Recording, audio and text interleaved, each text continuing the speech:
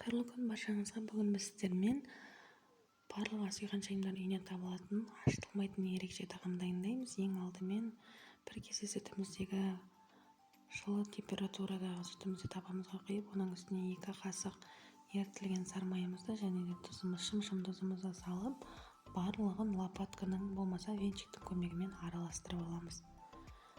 Асықпай араластырып аламыз. Араластырып болған соң, оның үстіне ұнымызды, ситадан өткізілген ұнымызды салып, массаны илейміз. Жұмсақ қамыр шығу керек бізде илегенде. Сондықтан біз массаны илеп аламыз. Илегеннен соң масса жұмсақ болып шығады. Оны тұндыру үшін біз холодильникке 20 минутқа салып аламыз. 20 минут аралығында масса бізде тынады. Жаңағы ұнымызды салып болған соң, дәл осылай лопатканың көмегімен басында иіліп, содан соң қолдың көмегімен иіліп, дәл осылай қамыр шығарамыз. Қамыр осылай тынады. Тынған қамырды 20 минутке тоңазытқышқа саламыз. Сол аралықта езілген картоптың үстіне үкіштіктен өткізілген сиырымызды, оған 2 қасық майонезімізді және шым тұз, қара бұршымызды салып, начинкамызды араластырып аламыз.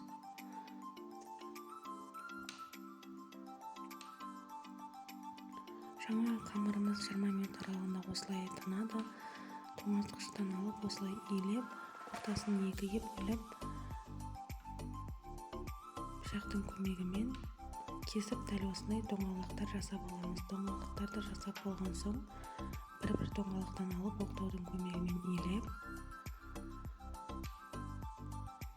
оның үстіне жаңа жасалған салмамызды салып, 2 қасық болмаса 1,5 қасық салмамызды салып, дәл осылай түйеміз түйген соң, оқтаудың көмегімен жайлап, бірінші ең алдымен қолдың көмегімен ысып жайлап алып, содан соң оқтаудың көмегімен ысып, лепешкамызды жаямыз. Лепешкамыз ондай қалың болмау керек, жұқалай жаямыз.